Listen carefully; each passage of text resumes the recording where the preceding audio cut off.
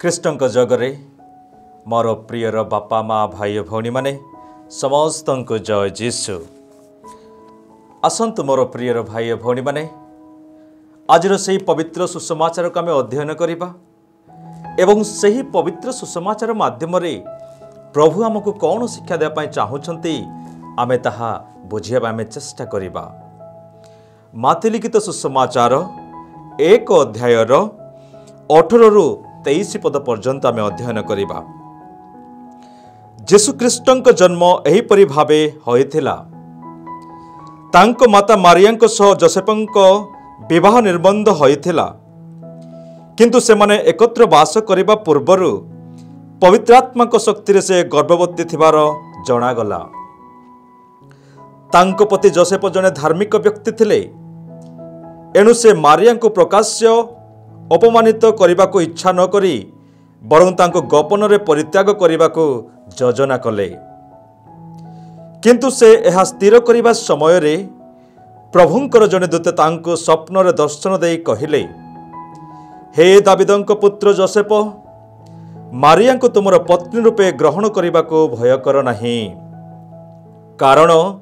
ସେ ପବିତ୍ରାତ୍ମାଙ୍କ ଶକ୍ତିରେ ଗର୍ଭବତୀ ହୋଇଅଛନ୍ତି। ସେ ଏକ ପୁତ୍ର ପ୍ରସବ କରିବେ ଏବଂ ତୁମେ ତାକୁ ଯୀଶୁ ନାମ ଦେବ, କାରଣ ସେ ଆପଣା ଲୋକମାନଙ୍କୁ ପାପରୁ ଉଦ୍ଧାର କରିବେ। ପ୍ରବକ୍ତାଙ୍କ ଦ୍ୱାରା ପ୍ରଭୁ ଯାହା କହିଥିଲେ ତାହା ସଫଳ ହେବା ନିମନ୍ତେ ଏ ସମସ୍ତ ଘଟିଲା। ଦେଖ, ଜଣେ କୁମାରୀ ଗର୍ଭବତୀ ହୋଇ ଏକ ପୁତ୍ର ପ୍ରସବ କରିବେ ଏବଂ ସେମାନେ ତାଙ୍କୁ ଇମାନୁଏଲ ନାମ ଦେବେ, ଯାହାର ଅର୍ଥ ଆମମାନଙ୍କ ସହିତ ଈଶ୍ୱର। ଏହା ପ୍ରଭୁଙ୍କର ପୁଣ୍ୟ ସୁସମାଚାର। ଖ୍ରୀଷ୍ଟଙ୍କ ଜଗରେ ମୋର ପ୍ରିୟର ଭାଇ ଭଉଣୀମାନେ, ଆଜି ଆମର ପବିତ୍ର ମାତା ମଣ୍ଡଳୀ ମା ମାରିଆଙ୍କର ଜନ୍ମ ଦିବସକୁ ପାଳନ କରୁଅଛନ୍ତି ଏବଂ ଏହି ଜନ୍ମ ଦିବସ ବା ଏହାକୁ ଗୋଟିଏ ପର୍ବ ଦିବସ ବୋଲି ମଧ୍ୟ କୁହାଯାଏ। ଗୋଟିଏ ଆଶାର ପର୍ବ, ଗୋଟିଏ ବିଶ୍ୱାସର ପର୍ବ, ଗୋଟିଏ ଜ୍ୟୋତିର ପର୍ବ ଏବଂ ଗୋଟିଏ ଆନନ୍ଦର ପର୍ବ ବୋଲି ମଧ୍ୟ କୁହାଯାଏ।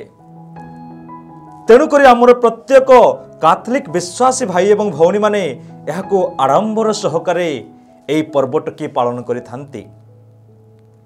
କାରଣ ଆମେ ସମସ୍ତେ ଜାଣୁଅଛୁ ମା ମାରିଆଙ୍କର ଜନ୍ମ ଦ୍ୱାରା ଆମମାନେ ସେହି ଜ୍ୟୋତିକୁ ଗ୍ରହଣ କରିବା ପାଇଁ ପ୍ରସ୍ତୁତ ହୋଇପାରିଲୁ। ଯେହେତୁ ମା ମାରିଆ ଏହି ଧରାପୃଷ୍ଠରେ ଜନ୍ମ ହେଲେ, ଆମେମାନେ ସେହି ତ୍ରାଣକର୍ତ୍ତାକୁ ଆମ ହୃଦୟରେ ଗ୍ରହଣ କରିବା ପାଇଁ ଆମେ ପ୍ରସ୍ତୁତ ହେବାର ସୁଯୋଗ ପାଇଲୁ। ଯେହେତୁ ମା ମାରିଆ ଏହି ଧରାପୃଷ୍ଠରେ ଜନ୍ମ ହେଲେ, ଆମେମାନେ ସେହି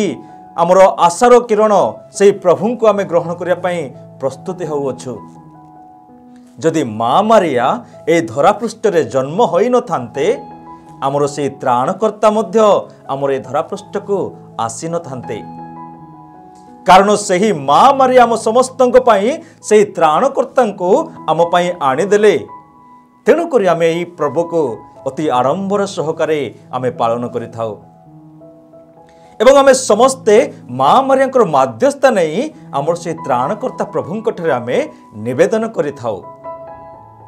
କାରଣ ମା ମାରିଆ ହିଁ ଆମ ପାଇଁ ସେହି ଇମାନୁଏଲକୁ ଆଣିଦେଲେ। ଆଜିର ସୁସମାଚାରରେ ଆମେ ଶ୍ରବଣ କରିଲୁ, ଇମାନୁଏଲର ଅର୍ଥ ହେଉଅଛି ଆମମାନଙ୍କ ସହିତ ଈଶ୍ୱର। ସେହି ମା ମାରିଆ ସେହି ଇମାନୁଏଲକୁ ଆମମାନଙ୍କୁ ଆଣିଦେଲେ, ଯେଉଁ ଇମାନୁଏଲ ସଦାସର୍ବଦା ଆମ ସହିତ ରହିଥାନ୍ତି। ଏବଂ ଆମେ ମଧ୍ୟ ଶୁଣିଲୁ ମା ମାରିଆ ଯେଉଁ ସନ୍ତାନକୁ ଜନ୍ମ ଦେବେ, ସେମାନେ ସେହି ସନ୍ତାନର ନାମ ଯୀଶୁ ଦେବେ, ଯିଏକି ଆମ ସମସ୍ତଙ୍କର ପାପକୁ କ୍ଷମା କରିବେ। ତେଣୁକରି ମୋର ପ୍ରିୟର ଭାଇ ଭଉଣୀମାନେ, ଆମେ ସମସ୍ତେ ମା ମାରିଆଙ୍କୁ ଆମେ ସମ୍ମାନ ପ୍ରଦର୍ଶନ କରି ତାଙ୍କର ପର୍ବକୁ ଅତି ଆଡ଼ମ୍ବର ସହକାରେ ଆମେ ପାଳନ କରିଥାଉ। କିନ୍ତୁ ଆମର ଅନେକ ବିଶ୍ୱାସୀ ଭାଇ ଓ ଭଉଣୀମାନେ ଏଇଭଳି ଅଛନ୍ତି,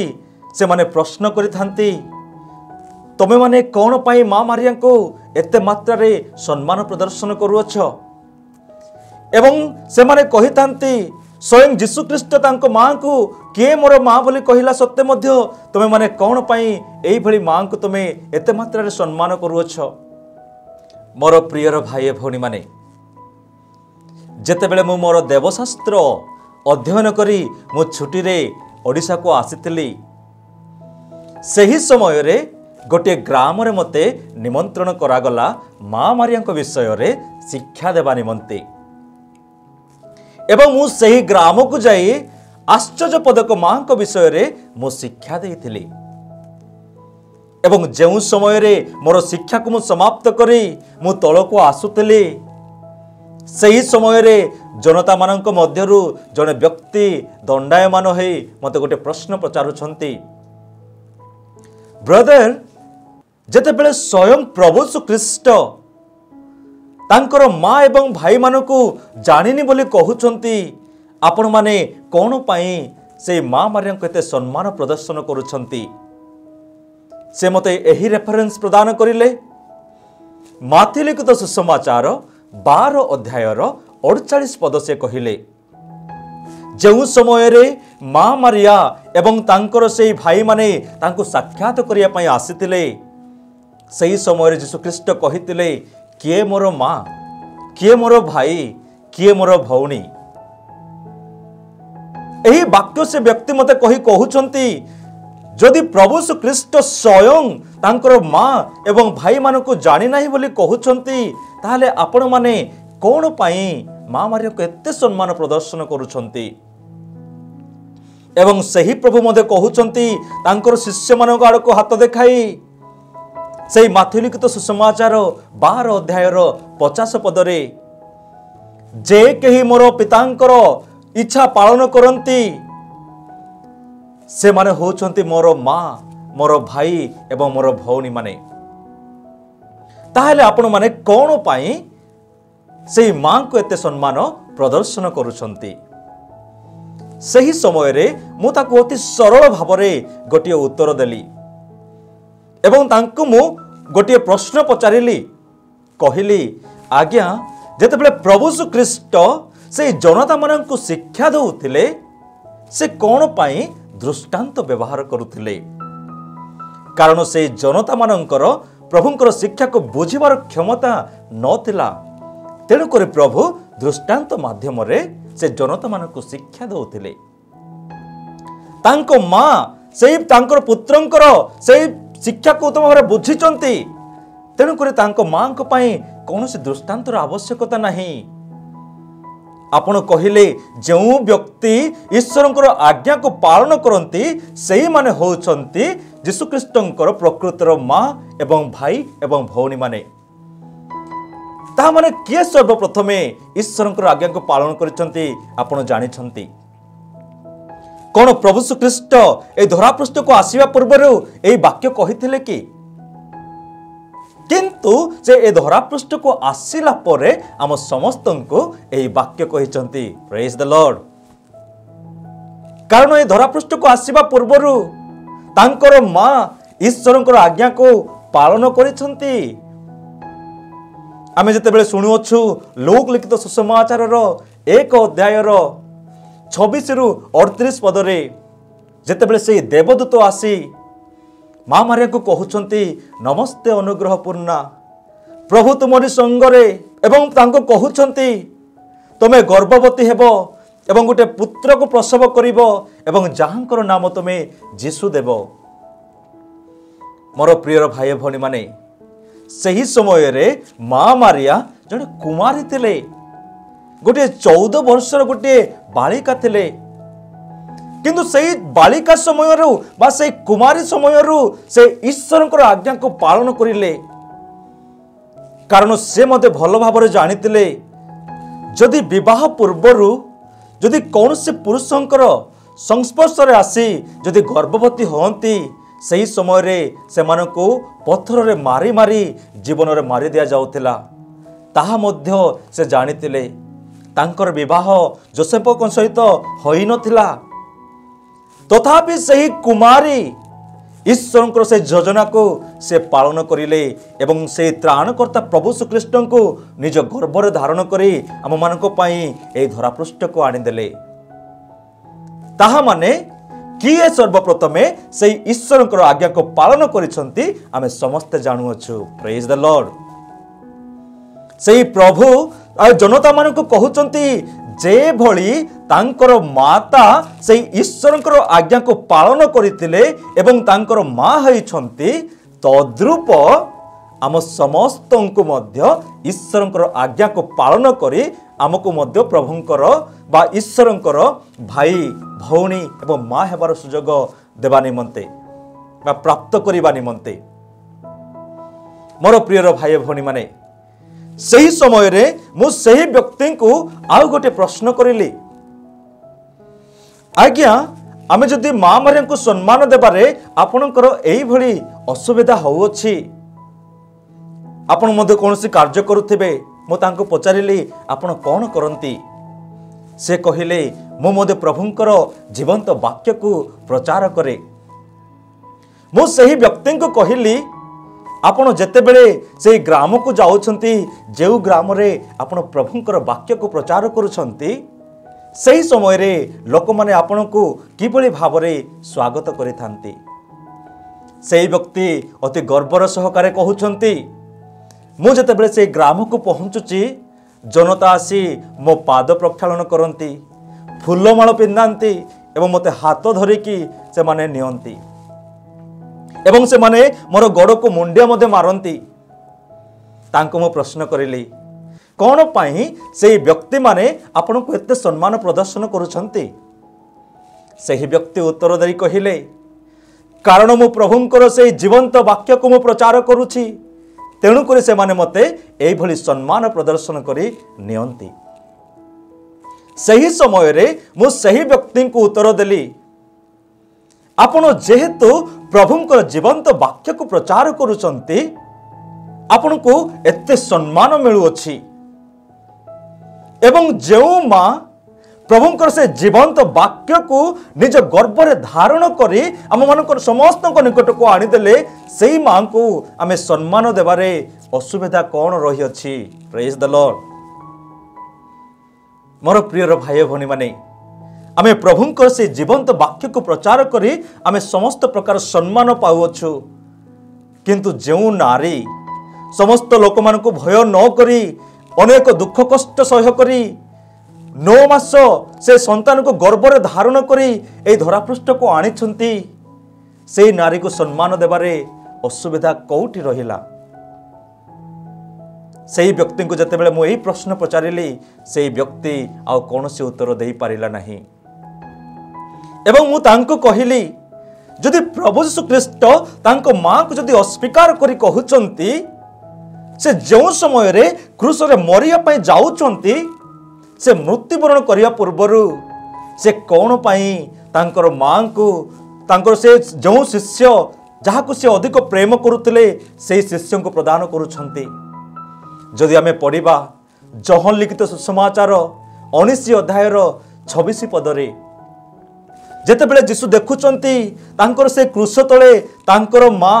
एवं से शिष्य जहाँ को से अधिक प्रेम करुचंती से माने दंडायमान होइछंती सही समय यीशु तांको मां को कहउचंती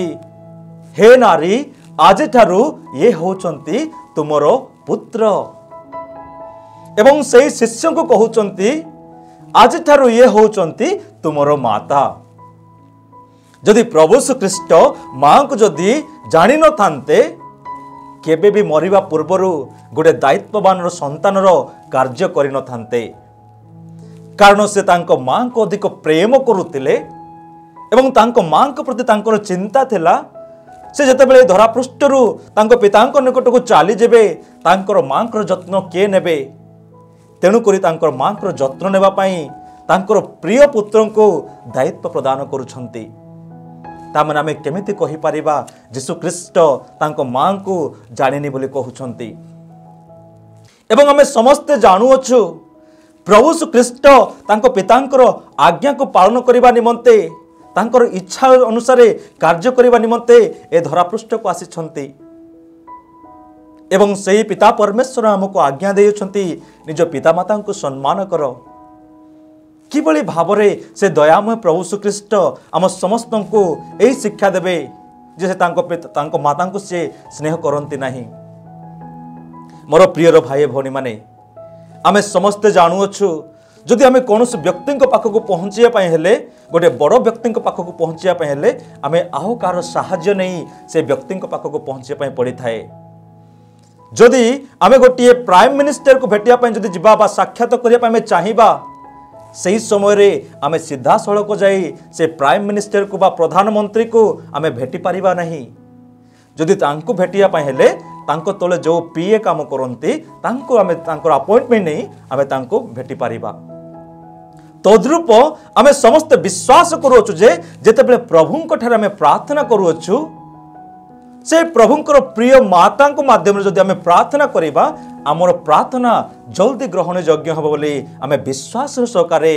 माँ मारिया को सम्मान प्रदर्शन करी तांको माध्यस्थरे आम प्रार्थना करुचु।